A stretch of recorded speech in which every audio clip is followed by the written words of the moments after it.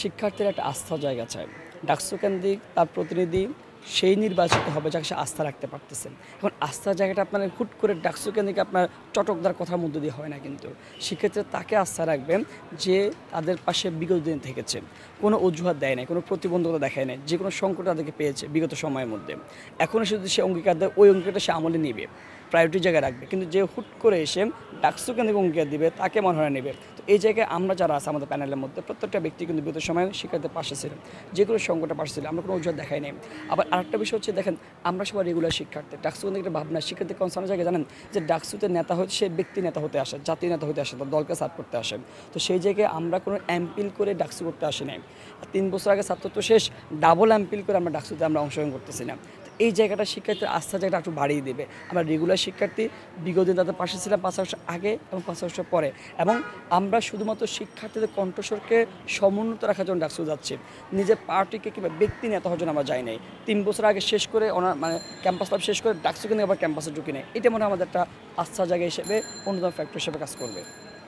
দেখেন মাঠে লক্ষ্য করা বলতে সেটা হচ্ছে আমাদের মনে হয় আমরা মাঠ বলতে মিডিয়ায় বুঝি যে আপনার হচ্ছে রিলসে দেখা যায় না কিংবা হচ্ছে গিয়ে কি টিভির পর্দায় দেখা যায় না, এখানে হয়তো বা হতে পারে। তো আমি মনে করেছি যে হ্যাঁ মিডিয়া অবশ্যই আপনার ফেস হওয়া গুরুত্বপূর্ণ বিষয়। এর চেয়ে আমি একটু বেশি গুরুত্ব দিয়েছি ম্যান টু ম্যান কানেক্ট করা, হলে হলে 1 to 1 যাওয়া। আবার এটাতে হচ্ছে কি ধরেন তাদের সাথে আমার দীর্ঘদিন একটা সম্পর্ক আছে শিক্ষার্থীদের সাথে।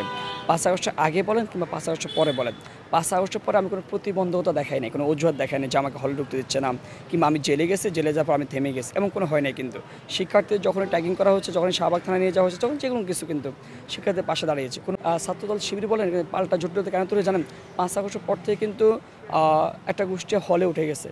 হলে উঠে গিয়ে ছাত্র রাজনীতি নিষিদ্ধের জন্য তারা মব ক্রিয়েট করেছিলেন।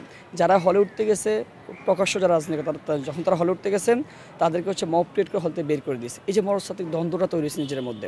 আমরা দেখেছি একটা মিটপোর্টে যে হত্যাকাণ্ড নিয়ে একজন চাঁদাবাজি যেটা ব্যবসায়িক হত্যাকাণ্ডকে নিয়ে দেখেছি ডাবি হলতে খুবই কুৎসিত, খুবই অশ্লীল স্লোগান দেওয়া হয়েছে যে 1 2 3 4 1 2 3 4 তারক রহমান নিয়ে খুবই অশ্লীল স্লোগান দেওয়া হয়েছে।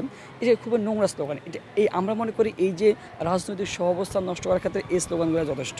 আবার একই সাথে সাধারণ শিক্ষার্থীদের নামে দেওয়া স্লোগানগুলো সাধারণ শিক্ষার্থীদেরকে মুখোমুখি দাঁড় করিয়ে দিবে। এই যে হচ্ছে ৫ আগস্টের পর তো আমাদের সহাবস্থান থাকার কথা ছিল, সবার প্রতি সম্প্রীতি সদ্ভাব থাকার কথা ছিল, কিন্তু সেটা থাকে নাই কিন্তু। আমার মনে হচ্ছে প্রত্যেকের যার যার জায়গাতে কমিটমেন্টটা ব্রেক করেছে।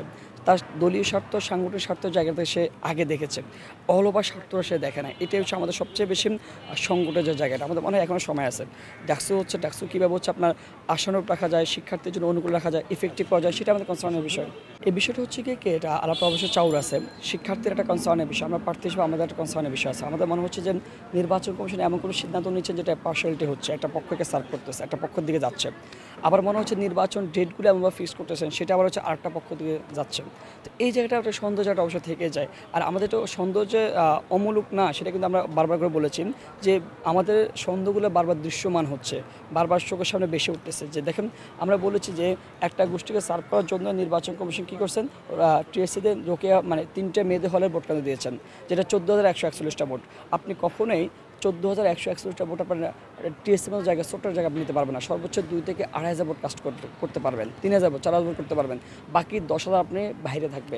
এই যে পরিকল্পিত সিদ্ধান্ত, এটা কিন্তু দেখা যাচ্ছে বিভিন্ন প্রার্থীর মধ্যে একটা প্রতিযোগিতা চলতেছে, কে কাছে বেশি আচরণ লঙ্ঘন করবেন।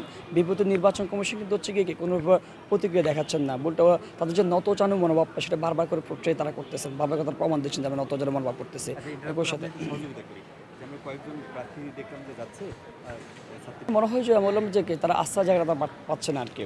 যে তারা দেখেছে যারা নতুন করে চটকদার কথাবার্তা বলতেছে, নারী বান্ধব ক্যাম্পাস করবে কিংবা নারীদের জন্য আপনার আবাসন অনেক কথাবার্তা বলতেছে, কিন্তু তাদের বিগত দিন যে কর্মকাণ্ড সেটার সাথে বর্তমান কথাবার্তা সাংঘর্ষিক এমন কিছু হতে পারে, অথবা নানান পরিস্থিতি হতে পারে, সেটা শঙ্কার জায়গা থাকতে পারে, সেটা প্রতিমান করা যায় না।